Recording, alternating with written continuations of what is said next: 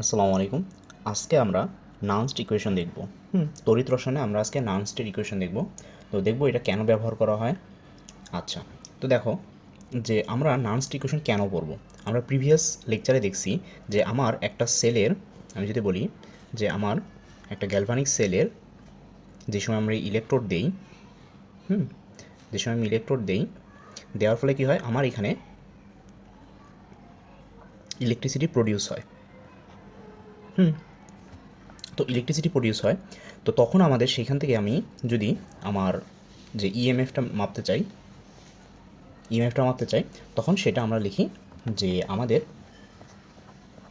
ই অ্যানোডের oxidation বিভব এবং ই ক্যাথোডের reduction বিভব। তো এইটা আমরা লিখতাম কখন, যখন আমাদের এটা স্ট্যান্ডার্ড অবস্থায় থাকতো। স্ট্যান্ডার্ড অবস্থা মানে কি, আমরা সব কিছুকে একটা নির্দিষ্ট ফিক্সড করে নিতাম। টেম্পারেচার, প্রেশার, কনসেন্ট্রেশন সবগুলোকে আমরা ফিক্সড করে নিতাম। বাট সবসময় তো এরকম থাকবে না। তো আমরা আজকে যে জিনিসটা দেখবো সেটাতে আমরা নানস্ট ইকুয়েশনে দেখবো যে সব কিছু যদি আমাদের সেম না থাকে, মানে স্ট্যান্ডার্ড না থাকে, তাহলে আমার এই সূত্রটা কেমন হবে। আচ্ছা, তো দেখো আমরা এখানে পড়বো যে ইএমএফ নির্ণয়। ইএমএফ নির্ণয়, তো আমরা প্রিভিয়াস লেকচারে দেখছি যে আমাদের যখন টেম্পারেচার আমাদের 25 ডিগ্রি সেলসিয়াস থাকে বা 298 কেলভিন থাকে এবং আমাদের প্রেশারটা 1 atm থাকে এবং আমাদের কনসেন্ট্রেশনটা যখন আমাদের 1 মোলার থাকে, তো এই সবগুলো কন্ডিশন ফুলফিল করে যখন হয়, তখন আমাদের যে ইটা আসে সেটাকে আমরা মানে ডিনোট করি ইনট সেল দিয়ে। ইনট সেল দিয়ে, এবং এইটা বের করা খুব সহজ। বাট এখন যদি এমন কেস আসে যে নট স্ট্যান্ডার্ড কন্ডিশন, মানে আমার টেম্পারেচার যদি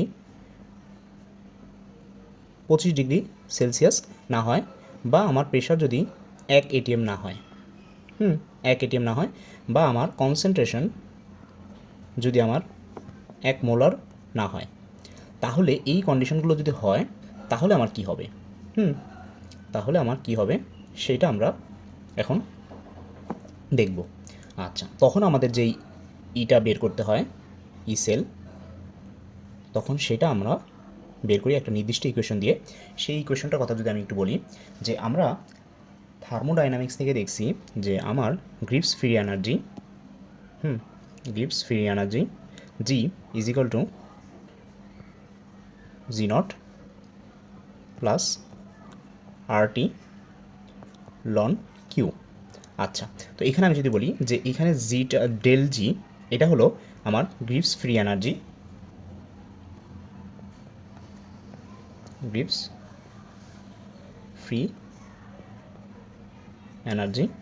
এবং এটা হলো আমার স্ট্যান্ডার্ড অবস্থায় গ্রিপস ফ্রি এনার্জি, এবং আরটা হলো আমার ইউনিভার্সাল গ্যাস কনস্ট্যান্ট, এবং টিটা হলো আমার টেম্পারেচার, অবশ্যই আমার কেলভিন এককে। এবং এইখানে কিউটাকে বলা হয় বিক্রিয়া অনুপাত। আমি যদি দেখি প্রোডাক্ট বাই রিয়্যাক্ট। এবং এখানে স্টয়কিওমেট্রি অনুসারে যদি দেই, তাহলে ধরো এটা এক্স এবং এটা ওয়াই। এটা হলো বিক্রিয়ার কোফিশিয়েন্ট। আচ্ছা, তো এইটা আমরা দেখছি থার্মোডাইনামিক্স থেকে, আমরা দেখছি গ্রিপস ফ্রি এনার্জির জন্য আমার ইকুয়েশন। এবং আমরা গ্রিপস ফ্রি এনার্জির জন্য আরেকটা ইকুয়েশন দেখছি, G is equal to minus N F E cell. এটা আমরা দেখছি। এবং যদি ডেল জি নটের কথা বলি, তাহলে কী হবে, N F E cell naught, standard অবস্থায়। এটা হলো আমাদের স্ট্যান্ডার্ড অবস্থায়, এটা হলো আমার যে কোনো অবস্থায়। তো এই দুটো ইকুয়েশন আমরা এখান থেকে দেখছি, এর আগে দেখছি আমরা। আচ্ছা, তো তখন যদি আমি এখন কি করি, যে আমি যদি এই ডেল জি এবং ডেল জি নটের মানটা যদি আমি এই যে আমার এই ইকুয়েশনটা আছে, এই ইকুয়েশন যদি আমি বসাই দিই, তাহলে কি হয় দেখো, তাহলে আমি বসাই দিতে পারি, তাহলে কি হয়, minus N F E cell is equal to minus N F E cell naught plus RT ln Q. এটা আমি বসাই দিলাম। আচ্ছা, তো এখানে এফটা কি, এফটা হলো আমার ফ্যারাডে কনস্ট্যান্ট, এবং এনটা কি, এনটা হলো আমার কত মোল ইলেকট্রন ট্রান্সফার হইতেছে, কত মোল ইলেকট্রন ট্রান্সফার হইতেছে, এটা আমরা একটু পরেই দেখব। আচ্ছা, তো এখন যদি আমি উভয় পাশে এনএফ দিয়ে ভাগ করে দিই, মাইনাস এনএফ দিয়ে ভাগ করে দিই, তাহলে কি হয় আমার, তাহলে আমার হয় E cell is equal to E not cell minus R T divided by EF, এবং এখান থেকে আমার লন কিউ। তো এই যে এইখানে আমার যে ইকুয়েশনটা আসলো, আমার যে এখানে যে ইকুয়েশনটা আসলো, এই ইকুয়েশনটাকে আমরা বলি আমাদের নার্নস্ট ইকুয়েশন। আমরা কি বলি এটাকে, আমাদের বলি নার্নস্ট ইকুয়েশন। আচ্ছা, তো এইখানে ই নট মানে ই সেল, ই সেল যেটা, সেটা হলো আমাদের যে কোনো টেম্পারেচার, যে কোনো প্রেশার, যে কোনো কনসেন্ট্রেশনে, এবং ই নট সেল এটা হলো আমাদের স্ট্যান্ডার্ড, যেটা আমার মানে ম্যাথ যদি করি তাহলে এটা আমার দেওয়া থাকবে। আর এইখানে আরটা হলো ইউনিভার্সাল গ্যাস কনস্ট্যান্ট, টিটা হলো টেম্পারেচার ইন কেলভিন, এবং ইটা হলো এখানে আচ্ছা ইটা না দিয়ে আমি এখানে ইটা না দিয়ে এখানে এফ দিই, এন দিই, সরি এন দিই, তাহলে ঠিক আছে। আচ্ছা, তাহলে এইখানে এনটা হলো আমার কত মোল ইলেকট্রন বা কয়টা ইলেকট্রন ট্রান্সফার হইতেছে স্টয়কিওমেট্রি অনুসারে, আর এফটা হলো আমার ফ্যারাডে কনস্ট্যান্ট, এবং কিউটা হলো আমার বিক্রিয়া অনুপাত। আচ্ছা, তো আমি যদি এই রিলেটেড ম্যাথ দেখি, যে ধরো তোমার কাছে একটা ম্যাথ দেওয়া আছে যে 25°C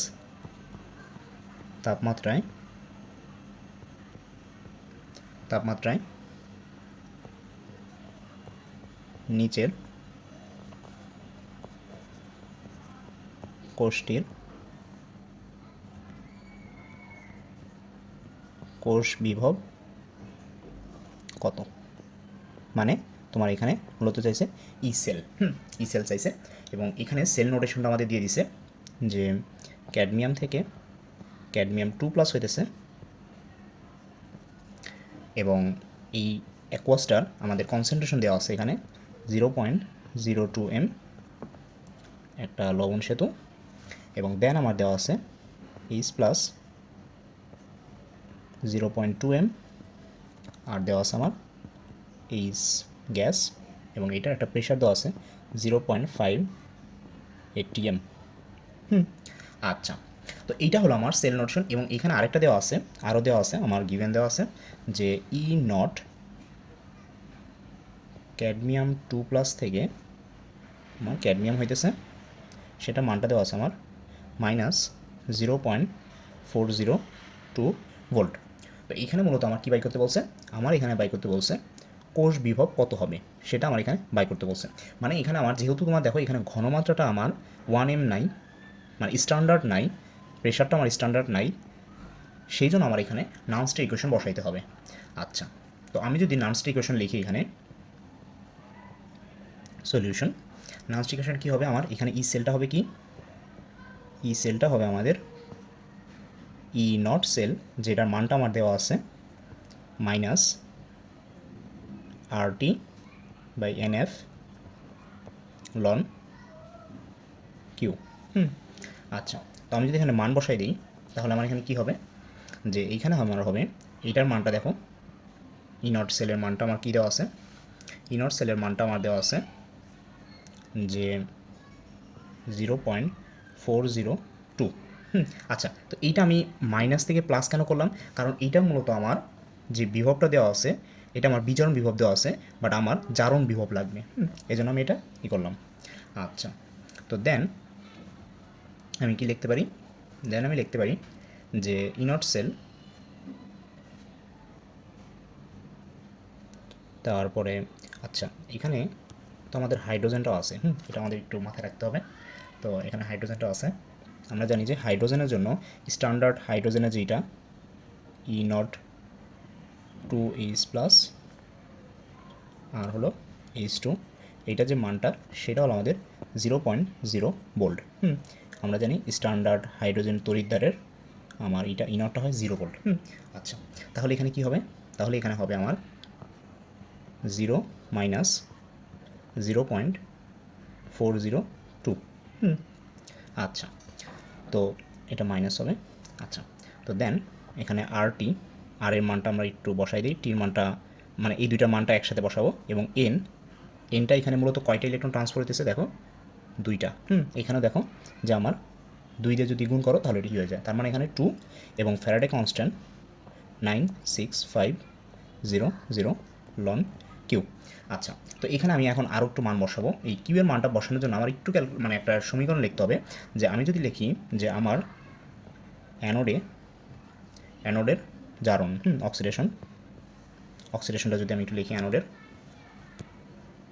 অক্সিডেশনটা কী হবে আমার, অ্যানোডের অক্সিডেশনটা হবে আমার ক্যাডমিয়াম থেকে কী হইতেছে আমার ক্যাডমিয়াম 2 প্লাস 2 ইলেকট্রন, এবং আমার ক্যাথোডেরটা কী হইতেছে,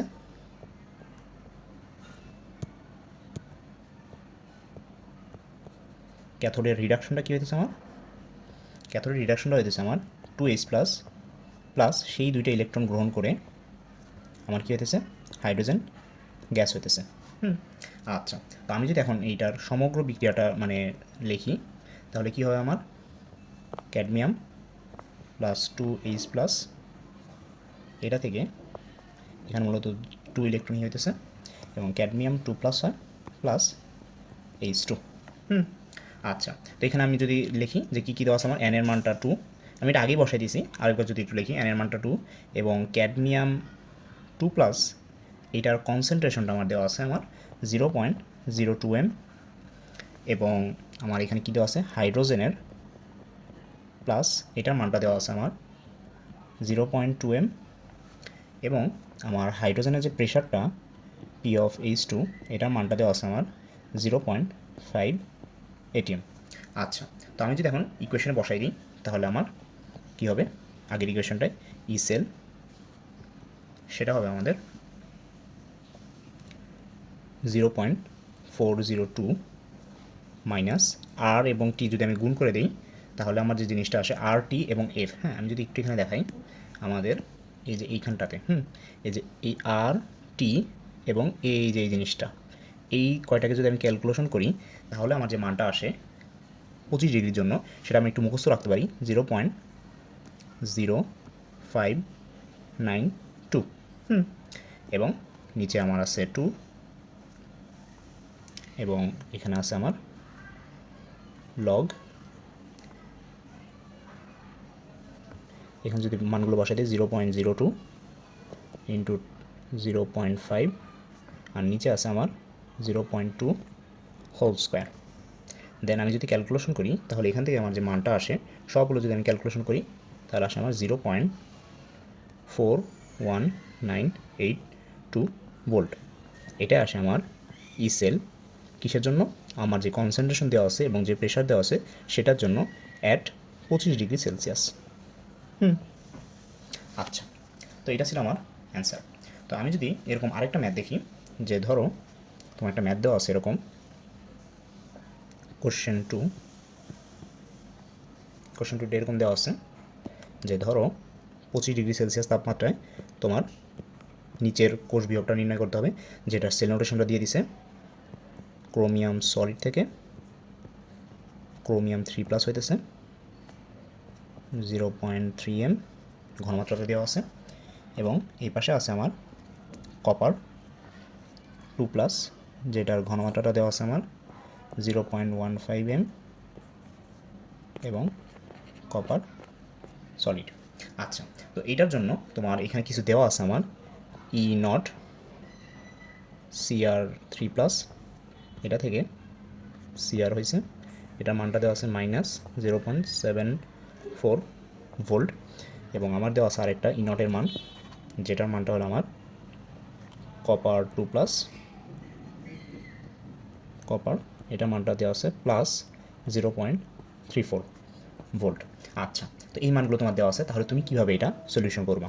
তো আমরা যদি একটু সলিউশনটা দেখি, সলিউশনটা কীভাবে হবে, যে আমরা এখানের জন্য আমার নানস্টার ইকুয়েশনটা লিখতে পারি, E cell is equal to E0 cell minus, যেহেতু 25 ডিগ্রি এবং আমার এখানে যে আর টি এবং নিচে আমার এফ, এই কটার জিনিসটা আমি লিখতে পারি এখানে, এটা ডাইরেক্ট লিখতে পারি আমি 0.0592। এটা আমরা লিখতে পারি।